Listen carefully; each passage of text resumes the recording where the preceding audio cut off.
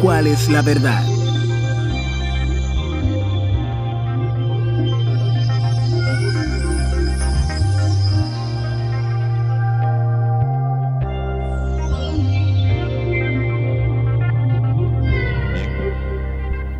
Estamos nosotros en el capítulo 3. Nos dirigíamos al discurso de Pedro. Acuérdense los episodios pasados. Un tullido se curó y Pedro ha estado explicando qué es lo que ha pasado. ¿Por qué? Porque cuando Dios obra, la obra de Dios tiene que ser explicada. La predicación de Pedro era para edificar en la fe. Si solamente se cura el cojo, es un exhibicionismo. Pero cuando se explica qué ha pasado y cuando se predica a Cristo, que ha sido exaltado y que por esto ha venido el Espíritu Santo, entonces los signos tienen un sentido, un significado, y sobre todo son una llamada, porque cada signo de Dios es una llamada. El padre Emiliano, cuando iba a un sitio, decía que él no iba jamás a orar por los enfermos si no tenía la oportunidad de predicar. Dice, ¿por qué? Porque una sanación o una obra, un signo, es una llamada a la fe. Pero esa llamada a la fe no es solamente por el signo mismo, sino que después tiene que ser edificado. Y Pedro se está dedicando a edificar ahora, y estamos en el versículo 22, en donde Pedro ha dicho ya el camino que hay que hacer: arrepentirse, convertirse para que los pecados sean perdonados, y así venga del Señor el tiempo de la consolación, el Espíritu Santo. Y ahora dice en el versículo 22, Moisés efectivamente dijo: el Señor Dios les suscitará un profeta como yo de entre sus hermanos. Escúchenle todo cuanto les diga. Todo el que no escuche a ese profeta será exterminado del pueblo. Ese es un famosísimo texto de Deuteronomio 18:15. Ese texto que habla de un profeta misterioso que se parece a Moisés. ¿Qué significa? Aquí está encuadrando. Moisés siempre es como la nota de lo que parecía que iba a ser el cumplimiento en Abraham, pero que no lo fue. Fue momentáneo. Rápidamente digo, Abraham fue el padre de la bendición, en ti serán bendecidas todas las generaciones. Llega Moisés y dicen, ahora serán bendecidas todas las generaciones. No, él dio solamente la ley como una especie de pedagogo. Él no era. Él es un profeta, pero vendrá otro profeta que ese sí va a ser por el que van a ser bendecidas todas las generaciones. Entonces se entiende ahora en Jesucristo, en Jesús el Señor, el que es descendiente de Abraham. Y por Jesús lo que recibimos no es la carga de la ley, sino la bendición de Abraham. Entonces por esto, aquí la predicación de Pedro está sacando un poco de contexto a Moisés, diciendo, Moisés efectivamente dijo, el Señor le suscitará un profeta como yo. Ese es Jesús, está dando la sustentación bíblica. Como yo dije anteriormente, el querigma cristiano tiene que tener también un elemento de la Escritura que aplique lo que está predicándose. Jesús es el Señor, y era porque Moisés dijo que iba a venir uno, que ese es. Está tratando de dar a entender que en él se cumple Deuteronomio 18:15. Él es el profeta que tenía que venir. De hecho, a ese le preguntaron, a Juan Bautista le preguntaron. Ese es un personaje famoso, fue siempre hablado, el profeta. El profeta era el esperado, el profeta que venía como Moisés. Abran por favor el capítulo 1 de Juan, el Evangelio de Juan. Cuando Juan Bautista, no es, digo, Juan, el evangelista Juan, pero Juan Bautista está bautizando, capítulo 1, le comenzaron a preguntar quién era. Porque Juan Bautista comenzó a armar un molote de gente que se acerca. ¿Y quién es este? Porque cada vez se le acerca más gente. ¿Será este el Mesías? Y miren lo que le preguntan, miren el interrogatorio. Y este fue el testimonio de Juan cuando los judíos enviaron sobre él desde Jerusalén sacerdotes. Versículo 19. Versículo 20. ¿Quién eres tú? Él confesó y no negó. Yo no soy el Cristo. Y le preguntaron, ¿qué pues? ¿Eres tú Elías? Acuérdense que Elías fue uno que subió arrebatado, que iba a volver. ¿Será este? Él dijo, no. ¿Eres tú el profeta? Ese profeta. Ese profeta es esa pregunta. ¿Eres tú el de 18:15? ¿Y qué dijo Juan Bautista? Dijo, no, no lo soy. Y entonces, ¿quién eres tú? Yo soy el que la voz exclaman. Yo no soy todavía, pero Jesús sí. Jesús sí es el profeta que viene a dar cumplimiento a todas las promesas que por medio de Abraham iban a recibir todos los creyentes. Mediador Cristo Jesús. Seguimos entonces. Y todos los profetas que desde Samuel y sus sucesores han hablado, anunciaron también estos días. Sus sucesores, Samuel. Pero Samuel no es el ungido, porque Samuel ungió a David. David tampoco es el ungido, porque David habló del siervo de mi Señor. Por tanto, David habla de un siervo. De hecho, ya se le había hecho una promesa, una profecía de que era uno de su linaje el que iba a ser el profeta. Por tanto, David sabía muy bien que no era. En este caso, aquí estamos hablando de los sucesores han hablado y anunciaron también estos días de que venía la plenitud. Ya el pueblo de Dios está lleno porque ahora está su Dios ahí. Dios ha llegado, ha redimido al pueblo y ahora ha derramado el Espíritu Santo para que el pueblo de Dios ahora pueda experimentar al profeta viviente en medio de ellos. Estos son los días. Se están cumpliendo los días. Y por eso se le llaman a esto los últimos días, aunque son ya 2000 años. Ha pasado un poco de tiempo. Acuérdense que cuando se habla de los últimos días son los días desde cuando derrama el Espíritu Santo, desde cuando Jesús derrama el Espíritu Santo hasta el día de la plenitud, que será cuando Él diga. La gente creía que iba a ser inmediatamente, han pasado 2000 años, seguimos esperando al Mesías. Dice San Pedro en su carta que hay que considerar la tardanza del Señor como una misericordia, como una invitación a la conversión, pero ciertamente estamos esperando al Mesías. No nos había prometido que venía inmediatamente. Muchos se lo creyeron y todavía muchos en la calle se lo están creyendo predicándolo. Arrepiéntete, Cristo viene. A lo mejor viene, a lo mejor no. ¿Cuándo vendrá? Cuando Él diga, no cuando cualquier persona lo esté anunciando en la calle. Vendrá cuando Él diga, la plenitud de los tiempos. Ahora, esa plenitud de los tiempos comenzó ese día, el día de Pentecostés, y todo este camino de la iglesia de Dios que ahora está dando testimonio de Cristo. 25, 26, ustedes son los hijos de los profetas y de la alianza de Dios que estableció con sus padres, al decir a Abraham, en su descendencia serán bendecidas todas las familias. Génesis 12:3. Esa es la promesa que había dicho de la bendición. En Génesis 12:3. Él está todavía, Pedro, remachando de que es el cumplimiento de esa profecía. El profeta ha dado cumplimiento a ese anuncio que había hecho Dios sobre Abraham, esa promesa que Dios había hecho sobre Abraham. Ustedes son los hijos de los profetas y de la alianza de Dios, hijos del pacto. ¿De qué pacto? Del pacto con Abraham. Cuidado con pensar que somos hijos del pacto de Moisés. El pacto de Moisés es un pacto momentáneo. El pacto de Abraham, ¿cuándo se realizó? El pacto de Abraham se realizó en el capítulo 15, con el momento de la cortadura de los animales. Después el pacto también, la alianza es la circuncisión de Abraham. Y el pacto es cuando él va a asesinar a su propio hijo porque se lo manda y después lo manda a detenerse porque es otro el que va a morir. Otro hijo el que va a morir. No el hijo de Abraham, es otro hijo el que va a morir. Es Cristo, el hijo único que va a morir. El hijo de la promesa es Jesús, es otro. La promesa, el hijo de la promesa, Génesis 12:3, es Jesús. Y por eso Él es el profeta, Él es el prometido, en Él se da cumplimiento todo cuanto se había esperado. Para ustedes, en primer lugar, ha resucitado Dios a su siervo y le ha enviado para bendecirlos, apartándolos a cada uno de sus iniquidades. El Espíritu Santo ahora es el que está capacitado, cosa que no podía hacer la alianza de Moisés, era la de apartar a una persona del mal. Porque la ley no permitía a la persona salir del mal, solamente le permitía conocer qué era lo bueno y malo, pero no le daba la fuerza para apartarse del mal y hacer el bien. Pero ahora la gracia del Espíritu Santo sí.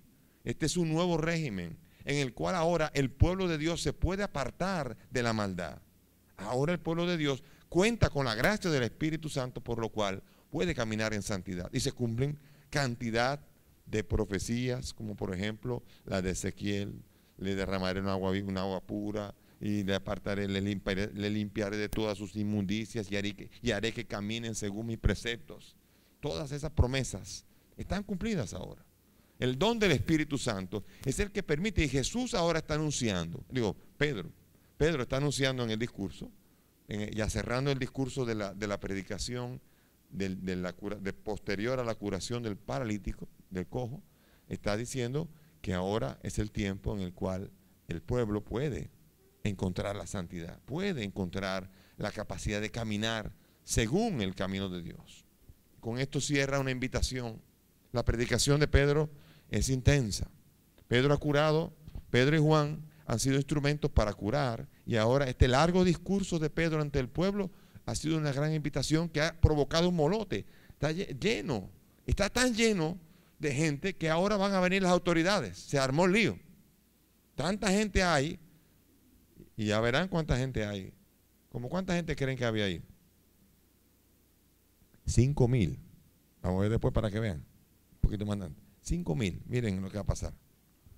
No, por eso quiero que entiendanlo. Aquí uno se está imaginando que un pleito de una esquinita, pero aquí lo que hay es, en medio de la entrada del atrio de Jerusalén, de la ciudad cosmopolita donde viene todo el mundo, se ha armado que Pedro y Juan han curado a uno, lo entraron en el templo y de repente se ha remolinado la gente alrededor. Vinieron las autoridades. Capítulo 4.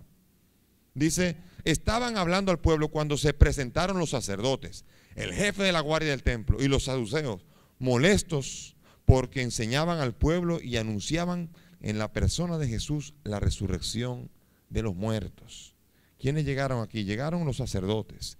Llegó el jefe de la guardia del templo. ¿Quién era el jefe de la guardia del templo? Ese pertenecía a una familia sacerdotal que siempre se le concedía el ser la autoridad dentro de lo que era la guardia del templo, había que cuidar el templo de la entrada como sobre todo en el atrio de los gentiles donde viene gente de todos lados. Hay que cuidar a la gente violenta, hay que cuidar a la gente para que circule, hay que cuidar los problemas que pueda haber, los pleitos que pueda haber allí. Tiene que haber vigilantes, tiene que haber seguridad. Ahora llamaremos seguridad. Es ¿cómo se llama? El encargado de seguridad del templo, para que las cosas puedan fluir. De repente hay un par ahí, Pedro y Juan, que de repente han armado un lío, han parado la cola y creen que no pueden entrar. Lo que pasa es que está todo el mundo alrededor de ellos. Y la responsabilidad del guardia del templo era eso, evitar tumultos. También vienen los saduceos. Eso es un punto importante de los saduceos. Ese era un partido. Ellos normalmente, originariamente vienen del sacerdote Sadoc, los saduceos. Normalmente estuvieron asociados a los reyes. No venían de la raza más legítimamente sacerdotal, que eran los levitas. Pero en los saduceos normalmente, desde hasta el año 66, que fue la destrucción del templo, hasta el año 66, que fue cuando comenzaron las guerras de los judíos contra los romanos, hasta ese tiempo normalmente eran muy limpiasacos, vamos a decir así, eran muy de la autoridad. Estaban con el rey de Israel, estaban con Herodes, estaban con estaban siempre de lambones ahí. Siempre eran de las familias que estaban allí, que se conocían entre ellos, y son los que le daban siempre el cuidado del templo. Los saduceos tenían una característica: no creían en la resurrección. Dentro del Sanedrín era el partido que no creía en la resurrección. De hecho, la resurrección de los muertos fue algo que fue surgiendo con el tiempo. Créanme que cuando Abraham, cuando David y cuando toda esta gente en la historia, no había un concepto de resurrección de los muertos. En breve, regresamos con ¿Cuál es la verdad?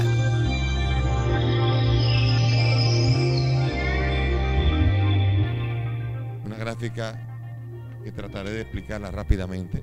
Aquí estamos hablando del Egipto, cuando estaban en Egipto. Aquí estamos cuando el entierro de Babilonia. Y aquí estamos hablando cuando llega la venida de Jesús. Aquí estamos hablando del siglo más o menos 17, aquí el siglo 12. Por todo este tiempo, todavía cuando llegan de Babilonia, todavía en el siglo V, todavía no hay una idea de la resurrección. Pero ya en el judaísmo tardío, ya llegando cerca de Jesús, comienzan a surgir algunos libros que comienzan a sugerir que ya comienzan a creer en la resurrección. No saben cómo, ¿Por qué? Porque hay un contacto aquí con el mundo griego. El mundo griego sí creía en la inmortalidad del alma. Los griegos sí creían. Entonces la fusión del mundo judío con el mundo griego comenzó a desarrollar un modo en cómo Yahvé iba a producir la resurrección de los muertos, pero no sabían todavía cómo, ni quién, ni qué, cómo iba a pasar. Vamos a abrir, por ejemplo, el capítulo 12 de Daniel, el profeta Daniel. El profeta Daniel, profeta ya de posterior, ya mucho más tardío de lo que la gente se imagina. Fíjense ya en el capítulo 12 lo que está diciendo.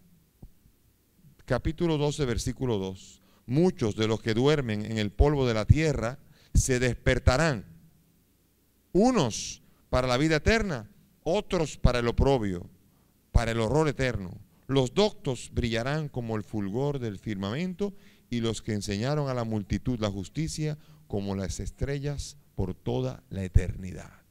Este es un pasaje que refleja la unión del Dios vivo, el Dios de Daniel, que ahora Daniel también percibe la inmortalidad del alma en el contacto con el mundo helenístico, que sí cree en la inmortalidad del alma. Comienzan a intuir que Yahvé va a intervenir de una manera concreta, y lo va a hacer. Lo va a hacer con Cristo Jesús.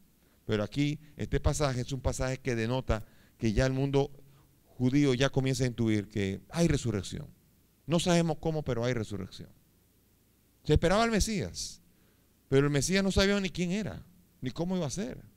Mucho menos pensar que el Mesías iba a resucitar. Y mucho menos pensar que Él venía a resucitarnos a todos nosotros. Eso era lo que menos se esperaba. Eso era lo que no había en la idea. Aquí lo que había en la idea es que Dios Yahvé quedara bien, que su gloria se manifestara en la tierra. Pero nadie se imaginaba el interés que tenía Dios en la humanidad, en resucitarla, en que venciera la muerte. Pero comienzan ya a intuir, y ya vieron el pasaje de Daniel en el capítulo 12, y vamos a ver también la segunda de Macabeos, otro de los tardíos del año 170 antes de Cristo. El segundo libro de Macabeos, ustedes se acordarán, un episodio conocidísimo del martirio de los 7 hijos con la mamá. No sé si se acuerdan. Una mamá que en una época ya en que estaban persiguiendo a los judíos y querían que renegaran de la ley, y el rey agarró a 7 hijos con su madre y comenzó a matarle uno a uno los hijos delante de la mamá. Vamos a ver capítulo 7, rápidamente, no vamos a leerlo todo. Pero el capítulo 7, léanlo después como un martirio, donde a cada uno de ellos le dicen, te voy a matar. Y vean la respuesta de cada uno, lo que va a decir.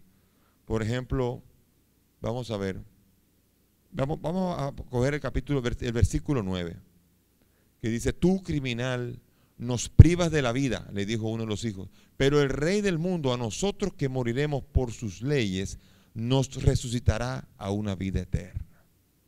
El otro, versículo 11, por donde el cielo poseo estos miembros, porque le dijeron que iban a cortarle la lengua, le cortaron la lengua. Por donde el cielo poseo estos miembros, por sus leyes los desdeño, y de él espero recibirlos de nuevo. El tercero, es preferible morir a manos de los hombres con la esperanza que Dios otorga de ser resucitados de nuevo por él. Para ti, en cambio, no habrá resurrección a la vida. Y así mataron a 7. Y los 7 le dijeron, no me importa, mátame si quieres, que él me levantará. Y eso hay que ser muy valiente, porque ellos no sabían, no habían conocido a Cristo. Hay que ser valiente para creer, confiar en Yahvé, en que me va a levantar, sin haber conocido a Cristo Jesús. Pero ya se nota, ya en el tiempo, ya lo que se llama el judaísmo tardío, se nota que en el mundo judío hay una intuición en la resurrección. Pero los saduceos no. Los saduceos son el partido político, el partido de religiosos que dice, ahí no hay resurrección. Ahí se acabó. Cuando uno se muere, se murió y se quedó muertecito y se acabó todo ahí. Así era como y ellos, aquí vemos nosotros como, fíjense un pasaje muy, muy cómico de Pablo, porque aquí les recuerdo que habían los fariseos y los saduceos como los partidos más conocidos. Los fariseos creían en la resurrección. Sí, resurrección. Los saduceos no creían en la resurrección. Pablo era fariseo, Pablo aquí era de los fariseos, pero para Pablo no era difícil la predicación y la fe en Cristo Jesús que resucita, porque para Pablo los muertos pueden resucitar, hay resurrección, pero los saduceos no. Pablo fue metido preso en un momento y se le trancó el juego, y él se aprovechó de que sabía que habían fariseos y saduceos. Se van a reír ustedes con lo que va a pasar ahora. Vamos a abrir el capítulo 23 de Hechos para que vean qué episodio tan cómico. Pablo, que ha discutido ya desde fariseo, discutió con los saduceos 20 millones de veces, se la sabe cómo está, y miren lo que va a pasar aquí. Capítulo 23 de Hechos de los Apóstoles. Dice, Pablo miró fijamente al Sanedrín y dijo, hermanos, comenzando, Pablo miró fijamente al Sanedrín y dijo, hermanos, yo me he portado con entera buena conducta ante Dios hasta este día, pero el sumo sacerdote mandó a los que lo asistían que le golpearan en la boca, un bofetón. Entonces Pablo le dijo, Dios te golpeará a ti, pared blanqueada. Tú te sientas para juzgarme conforme a la ley y mandas violando la ley que me golpeen. Pero los que estaban a su lado dijeron, insultas al sumo sacerdote de Dios. Pablo, que sabía muy bien que al sacerdote, el sumo sacerdote, había que respetarlo, bueno, protocolo, dijo, no sabía, hermanos, que fuera el sumo sacerdote, pues está escrito, no injuriarás al jefe de tu pueblo. Y ahí a Pablo se le puso la piña agria, se armó el lío, se puso a hablarle mal al sumo sacerdote. ¿Y qué hizo entonces? Miren lo que va a pasar.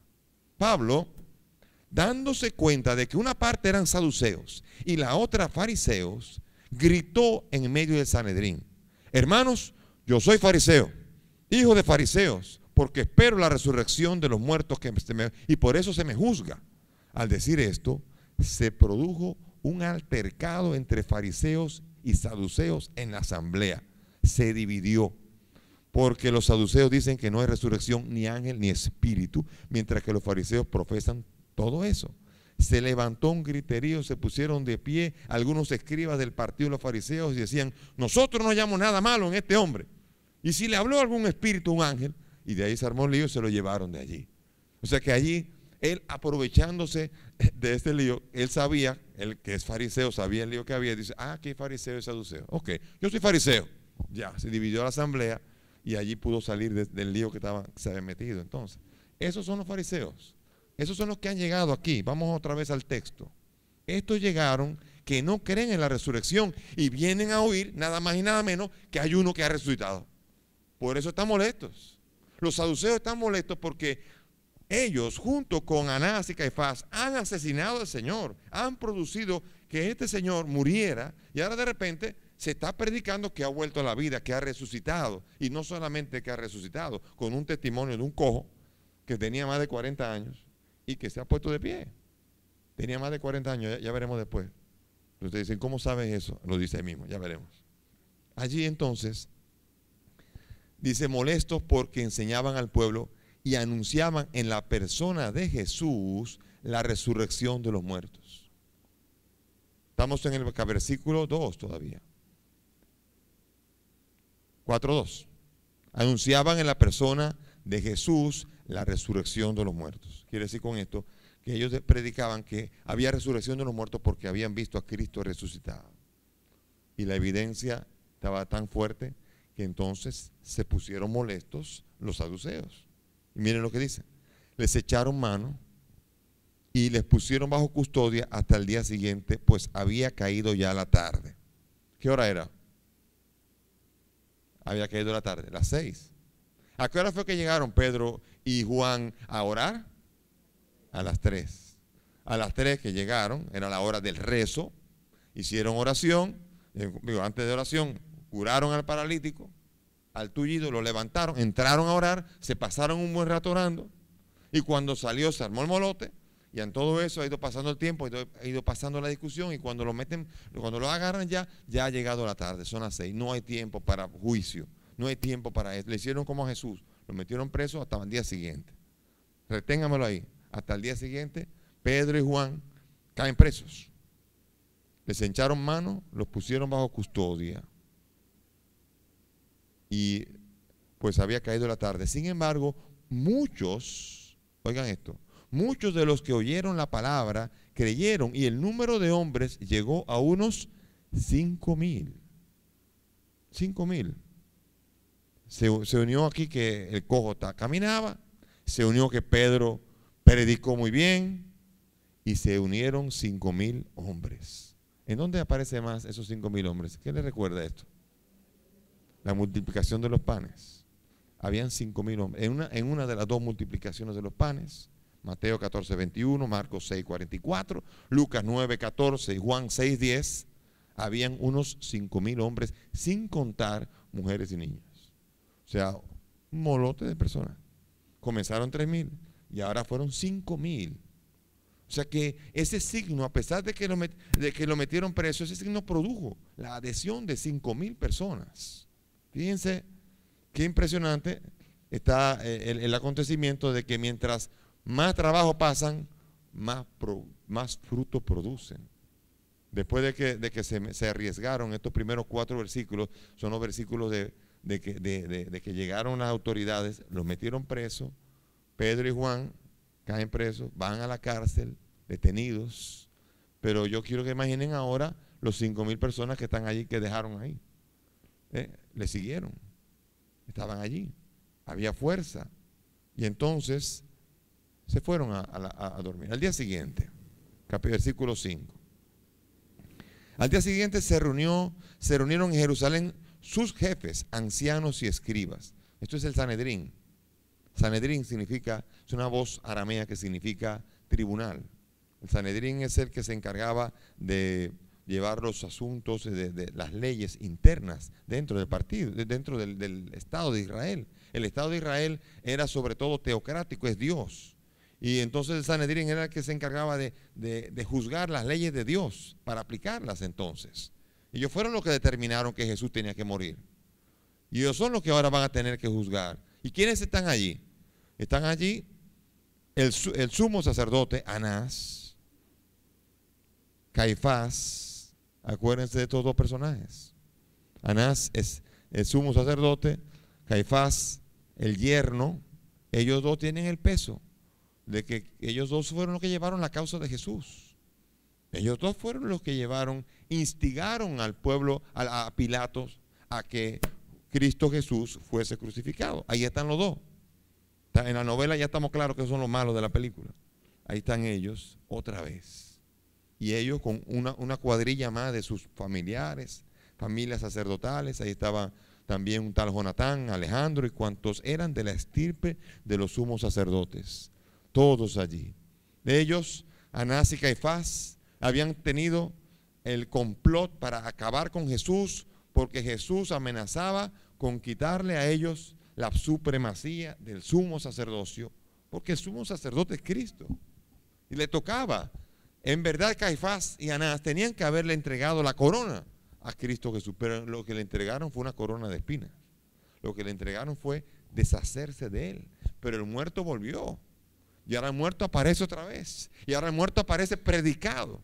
Ahora el muerto aparece anunciado, se predica a Jesucristo y se predica en el nombre de Jesucristo las mismas cosas que él hacía. Las mismas cosas que él hacía.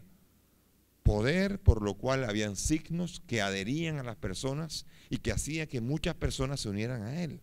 O sea que la fiebre se contagió. Lo que había pasado con Jesús sigue todavía. Y ahora los continuadores de la obra de Jesús continúan con esa obra. En breve, regresamos con ¿Cuál es la verdad?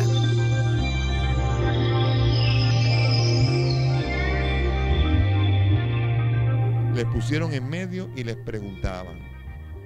¿Qué quiere decir en medio? Allí yo quiero que se imaginen el Sanedrín, cada uno tiene su asiento. Sanedrín tiene el lugar de los acusados, un asiento donde todos están rodeando a los acusados y los acusados van a ser interrogados. Pedro y Juan. Ahí está todo el Sanedrín. Son normalmente el Sanedrín, el sumo sacerdote más 70. Son 71 normalmente. O sea, 71 contra 2. Entonces ahí van a enfrentarse. Y aquí entonces lo primero que hacen es preguntarle, ¿con qué poder o en nombre de quién han hecho ustedes eso? ¿Les recuerda algo a ustedes eso? ¿No le hicieron esa misma pregunta a alguien? A Jesús. En el capítulo 21 de Mateo, en el capítulo 11 de Marcos y en el capítulo 20 de Lucas, aparece un momento en donde le preguntan a Jesús, ¿con qué poder tú haces estas cosas? Y él no respondió, porque él dijo, a ver, yo les voy a hacer una pregunta a ustedes. El bautismo de Juan, ¿viene de los hombres o de Dios? Y como ellos no se atrevieron, no sabemos, pues yo tampoco les digo. Entonces la pregunta es, ¿en nombre de quién tú haces eso? Él no tiene que decir en nombre de quién. Él es el Señor. Él es el autor de la vida, es el causa de la salvación. Él es el que sana a Jesús. Ahora, aquí le preguntan, ¿en nombre de quién hacen ustedes eso? La misma pregunta. ¿Por qué están haciendo esto? Jesús les había dado instrucciones a ellos. Por eso dice aquí, cuando le preguntaron, que Pedro entonces se llenó del Espíritu Santo. Aquí hay una palabra muy bella porque acuérdense que Jesús le dio instrucciones a los suyos. ¿Qué les dijo? Cuando vayan a los tribunales, no piensen en lo que van a decir, porque yo les daré sabiduría, dice Lucas 21:14. Y Lucas 12:11 dice, el Espíritu Santo vendrá en la ayuda de ustedes para saber qué tienen que decir. Ya lo había prometido. Jesús había prometido a los suyos, no se preocupen cuando estén delante del Sanedrín. Yo imagino que ellos llegaron allí y se imaginaban, ¿y ahora? ¿Qué vamos a decir? Y cuando le preguntaron, dice, se llenó del Espíritu Santo, como había prometido el Señor. Sería muy bueno que antes de hablar nos llenáramos del Espíritu Santo. ¿Cuánta tontería dejaríamos de decir? Si el Espíritu Santo viniera antes de que nuestra lengua se abriese, cuántas cosas habríamos ahorrado y cuántas bellezas saldrían de nuestra boca. Pedro también. Pedro se llenó del Espíritu y entonces comenzó su defensa. Dice, jefes del pueblo y ancianos, puesto que con motivo de la obra realizada en un enfermo somos hoy interrogados por quién ha sido este curado, sepan todos ustedes y todo el pueblo de Israel que ha sido por el nombre de Jesucristo el Nazareo, a quien ustedes crucificaron y a quien Dios resucitó de entre los muertos. Toma. Se metieron en la boca del lobo y acusando. O sea, ellos dos contra los 70 y ustedes. Y estoy seguro que Anás y Caifás ya le estaba brincando el corazón. Ya sabían. De hecho, ya se había corrido la noticia. Estamos hablando 50 días después o 50 y pico días después de la muerte y resurrección de Cristo.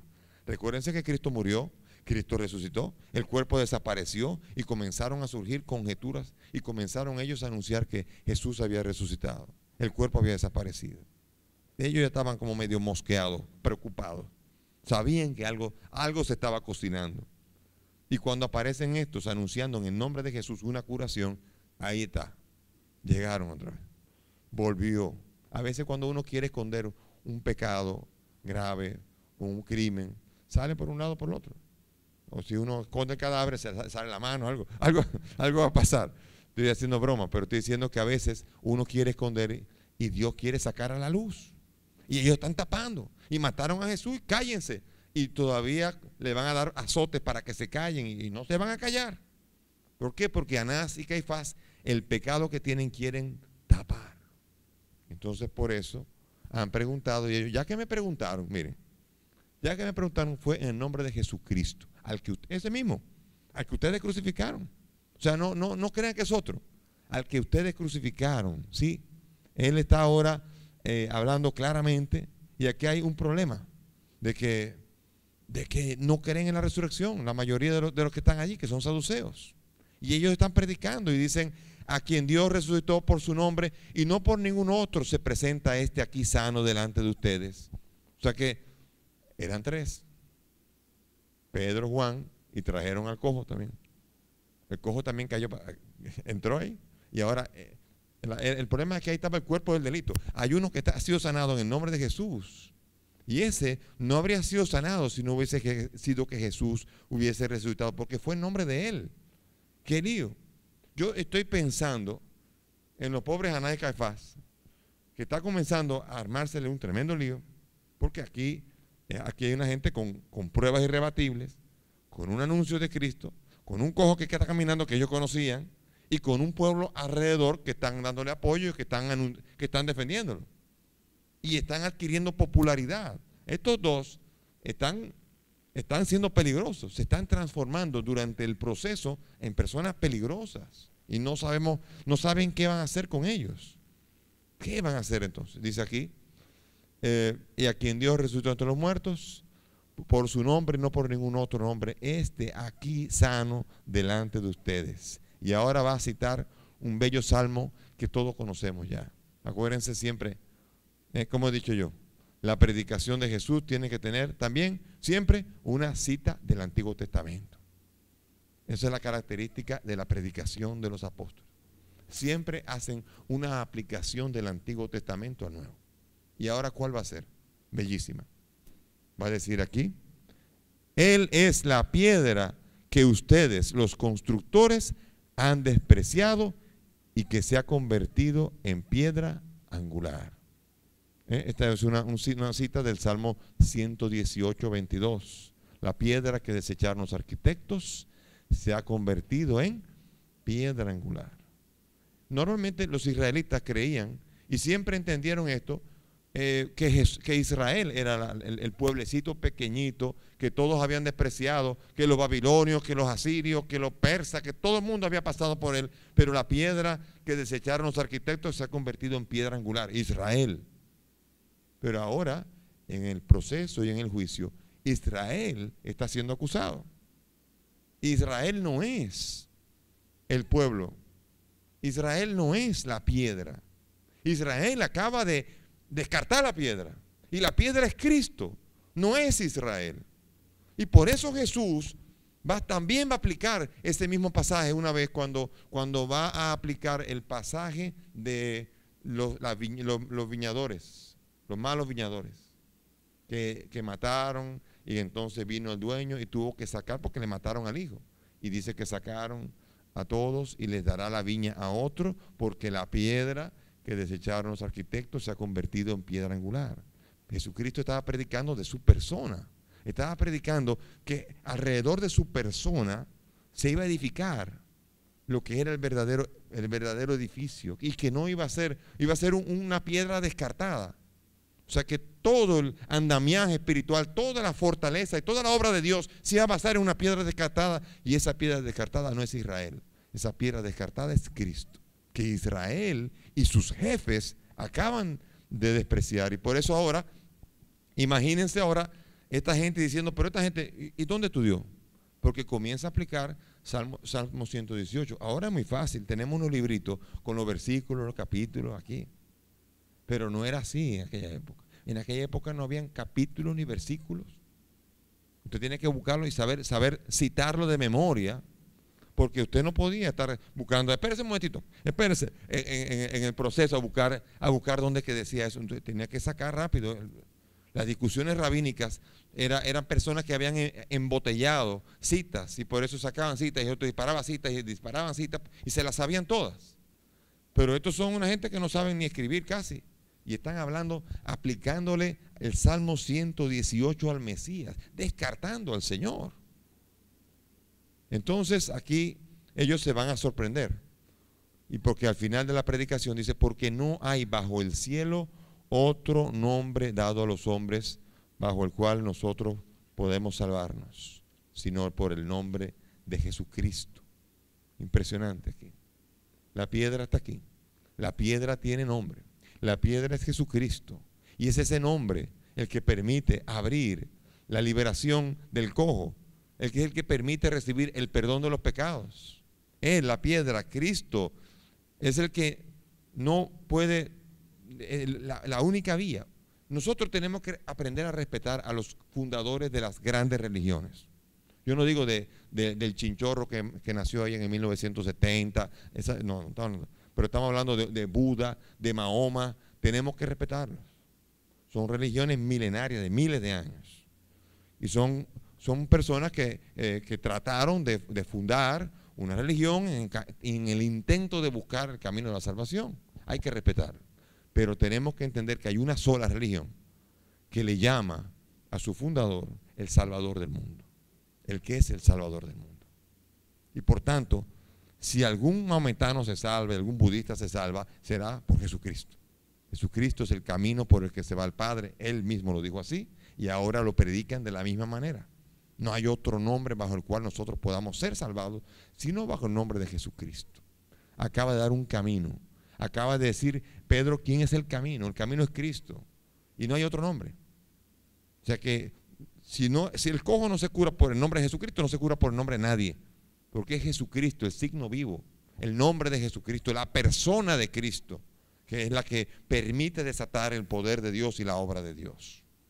Entonces, miren lo que dicen aquí, miren la reacción de ellos. Echaron para atrás, se asustan. Dicen, viendo la valentía de Pedro y Juan, la valentía, en verdad no es valentía, la palabra que está aquí en griego, en el texto es parresía.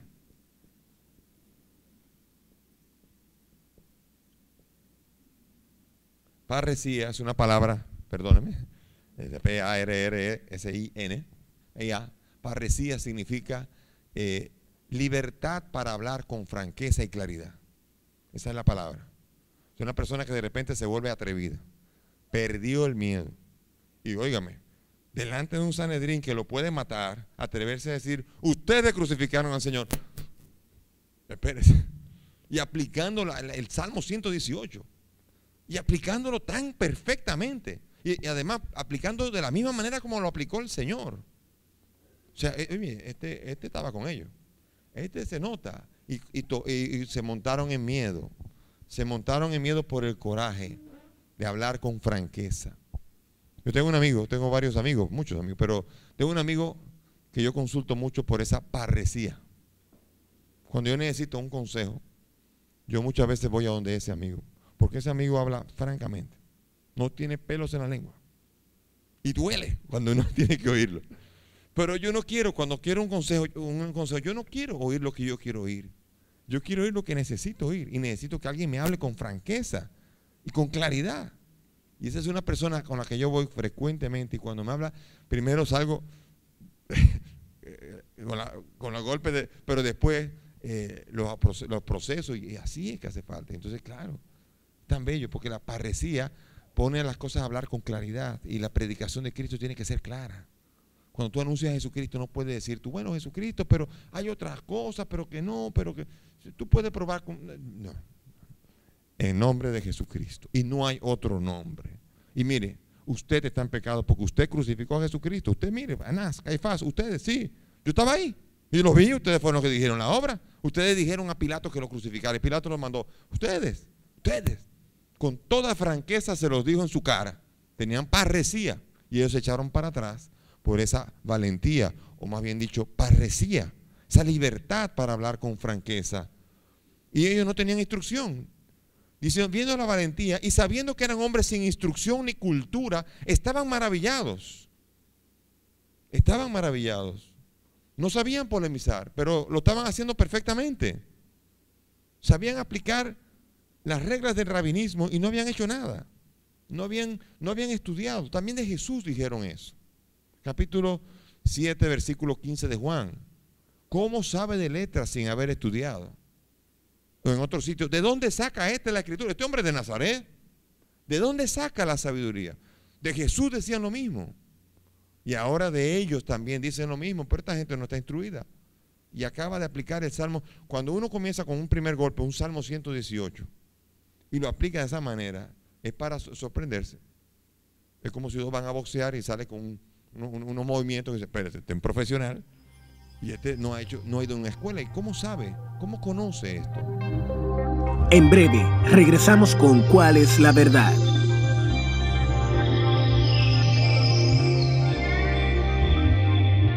Entonces, estaban desconcertados.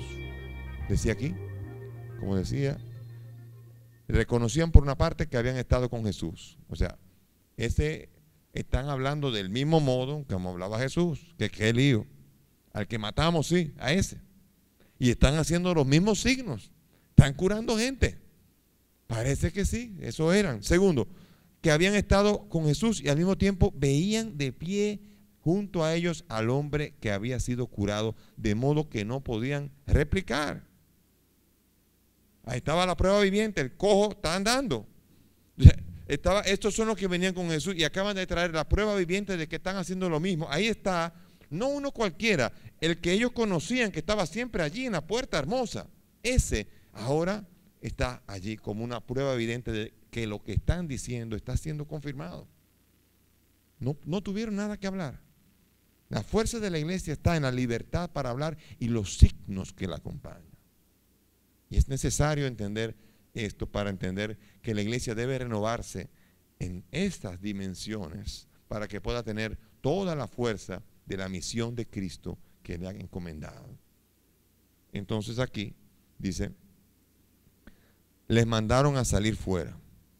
Ok, hay un lío aquí de que para afuera les mandaron salir, vamos a debatir. Comenzaron entonces a debatir entre ellos. Decían, comenzaron a planear, deliberaban, ¿qué hacemos? ¿Qué vamos a hacer con esto? Es evidente para todos los habitantes de Jerusalén que ellos han realizado una señal manifiesta y no podemos negarlo. O sea que aquí dice, están los 5,000 gente. Las 5,000 personas se lo creyeron tanto que ahí están. ¿Qué hacemos? El Sanedrín se le comenzó a armar un lío al Sanedrín. Esas dos personas están comenzando a ser peligrosas porque ya hay una multitud que está viendo, que conoce lo que ha ocurrido allí. Conoce la obra de Dios que ha ocurrido allí. Y se le ha predicado a esa gente en nombre de quien se hizo, de modo que se adhirieron a Jesús. Ya se hicieron creyentes. ¿Qué hacemos entonces? Entonces es evidente, pero a fin de que esto no se divulgue, versículo 17, más entre el pueblo, no se divulgue más entre el pueblo, amenacémosle para que no hablen ya a más nadie en ese nombre. Vamos a amenazarlo, vamos a decir que vamos a arreciar.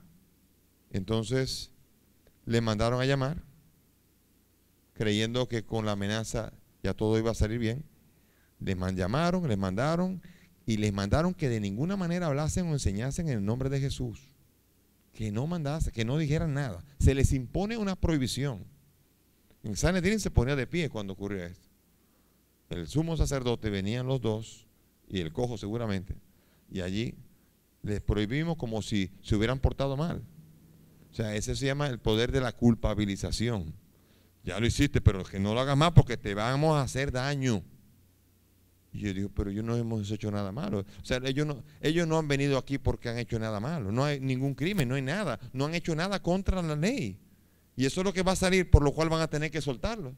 No han hecho nada contra la ley. Al contrario, han hecho un bien. Y el pueblo lo está celebrando. No era sábado, no hay ningún problema. Era el tiempo de la oración y en el tiempo de la oración Dios se manifestó. La ley no dice nada contra eso. Y aquí había el problema entonces. El veredicto es, no pueden hacerlo, se les impone la prohibición. Y entonces aquí viene lo más hermoso. Aquí, no sé si alguno ha leído la Apología de Sócrates. Es una obra de Platón. En la Apología de Sócrates, en un momento determinado, Sócrates aparece diciendo algo que yo estoy seguro que ni Pedro ni Juan leyeron Sócrates. No habían leído. Y aquí Sócrates aparece en la Apología de Sócrates. Platón escribe de Sócrates diciendo, voy a obedecer a Dios siempre antes que a los hombres. Esa misma frase que aparece Platón escribiendo, y eso estamos hablando en el siglo III antes de Cristo, IV, aquí también aparecen diciendo lo mismo. Dice aquí, juzguen, mas Pedro y Juan le contestaron, juzguen si es justo delante de Dios obedecerles a ustedes más que a Dios. O sea, aquí estaban pidiendo, vivan la mentira. El tribunal se equivocó. Cállense, no hablen de esto más. Entonces, tengo que obedecer, tengo que decir que aquí no ha pasado nada.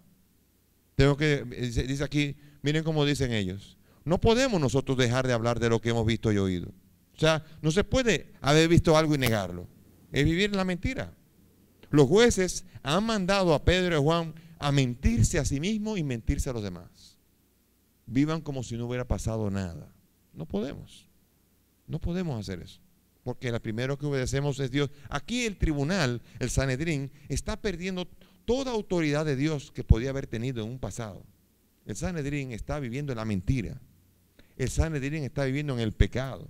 El Sanedrín ha condenado a Cristo, ha asesinado a Cristo, y ahora que se le invita a convertirse, porque se le dice, bueno, tú mataste a Cristo, pero arrepiéntete, convierte. Se le invita y todavía prohibido hablar de Cristo. O sea, perseveran en la maldad, mantienen la mentira.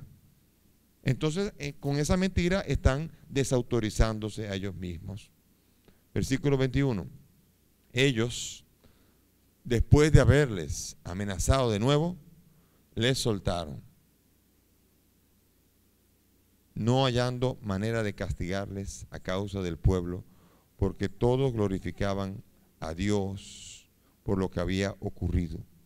Pues el hombre en quien se había realizado esta señal de curación tenía más de 40 años. Era un viejolo.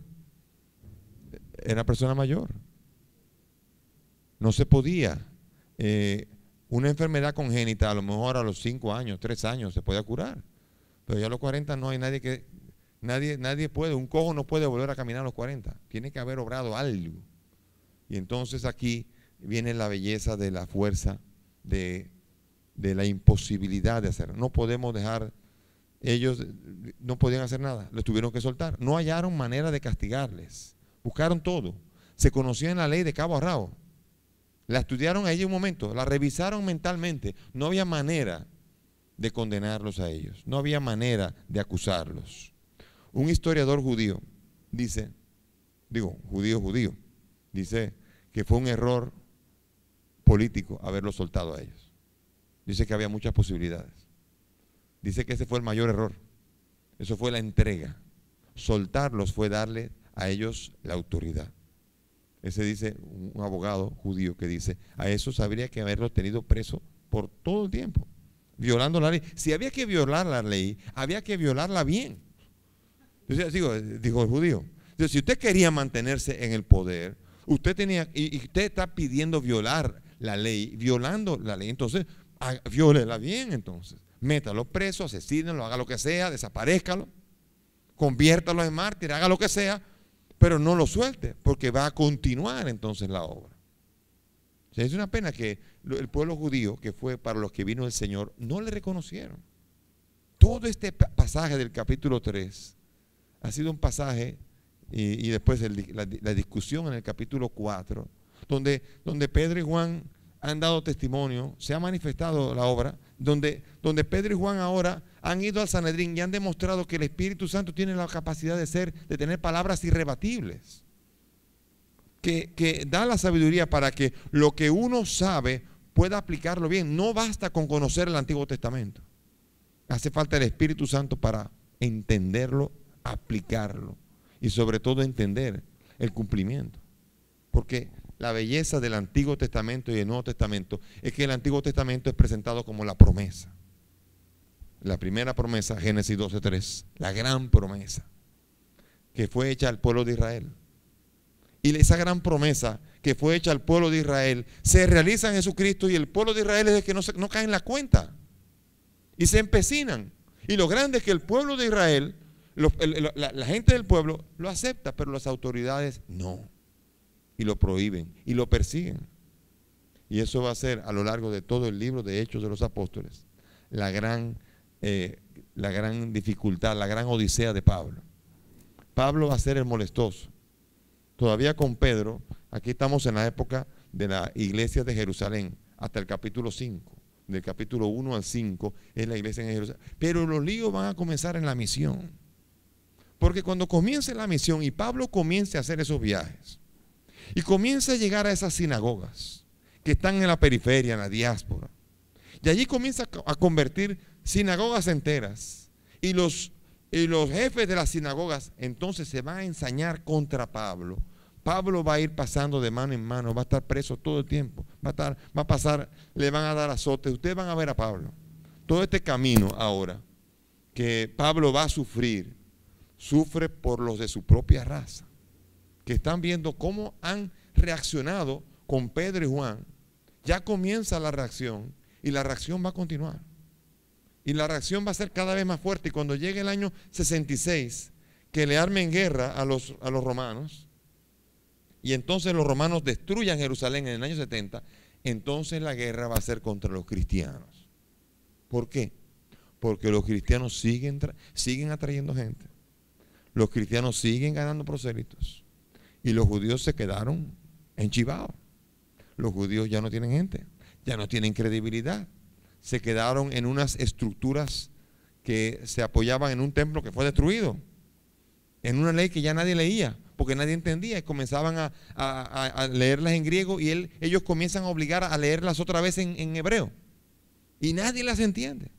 Y comienzan las normas aquí a partir del año 70, para que, si bien es cierto que fue una catástrofe cuando destruyeron el templo de Jerusalén, la mayor catástrofe fue no saber manejar eso. Los judíos no manejaron esto, persiguieron a los cristianos, obligaron a hablar hebreo a todo el mundo cuando no se hablaba hebreo ya. Nadie entendía el hebreo. Todo el mundo hablaba en koiné, esa era la lengua de moda, como ahora sería el inglés. Ahora todo el mundo quiere hablar inglés. Y hay gente, usted sabe, hay dominicanos que no saben ni hablar bien el español y saben el inglés, ¿no? Entonces ahora es inglés, el koiné, esa era la lengua distinguida. Usted es un griego, usted es una persona estudiada, culta, que tiene la razón, ha estudiado, cuidado si ha estudiado a Platón, cuidado si ha estudiado a alguno de los filósofos, o sea, el que hablaba griego. O sea que el mundo judío se fue empantanando cada día más, y todavía hasta el día de hoy sigue llorando la destrucción de un templo cuya macabra profecía de Jesús había sido: en verdad les digo que no quedará piedra sobre piedra. Y después de 2000 años, si bien es cierto que no ha venido el Señor, no es menos cierto que el templo sigue igualito. Si piedra sobre piedra no hay. Y por esto este episodio es impresionante, porque marca los inicios de una iglesia que tiene fuerza, y que es una iglesia que necesita, primero que nada, la persecución. Una iglesia que no debe tener miedo a ser perseguida, a ser desacreditada, a ser difamada, a ser lastimada. Tiene que ser una iglesia que tiene que confiar en la fuerza del Espíritu Santo, y tiene que ser una iglesia de personas que se han encontrado con el Cristo resucitado, y que ahora, con la fuerza del Espíritu Santo, tienen la parresía para poder predicar a Cristo. Ese es uno de los dones que yo pido mucho a la iglesia universal, que el Señor le dé a la gente libertad. Hay muchos católicos todavía callados, muchos católicos que todavía están oyendo mucho y hacen algunas cosas, pero hace falta que se nos suelte la lengua, y para eso hace falta invocar el Espíritu Santo, y para eso hace falta que tengamos la libertad para hablar con claridad y franqueza de quién es Cristo, y denunciarlo, denunciar todo aquello que niega a Cristo, y anunciar a Cristo para que pueda haber esperanza, porque la gente está más necesitada de lo que uno se imagina de escuchar a Cristo Jesús. Por tanto, yo creo que es un acto de egoísmo quedarse con Cristo dentro. Es un acto de egoísmo no compartir con tanta gente que necesita oír a una persona que ha conocido a Cristo, que lo predique, que lo diga, que lo testimonie, que dé capacidad de dar esperanza a los demás, que alegre al pueblo, como se alegraron los 5,000 o se alegraron los 3,000 con la predicación de Pedro el primer día, el día de Pentecostés, y este día de la curación del cojo en la Puerta Hermosa. Eso puede hacer el Espíritu Santo solamente con personas que se abren al Espíritu Santo de Dios. Por tanto, renovar de nuevo la fuente del bautismo, renovar de nuevo la fuerza cristiana. ¿De dónde viene? Y la fuerza cristiana viene de la certeza de Cristo resucitado, que con la ayuda del Espíritu Santo nos lanza a anunciarlo al mundo entero.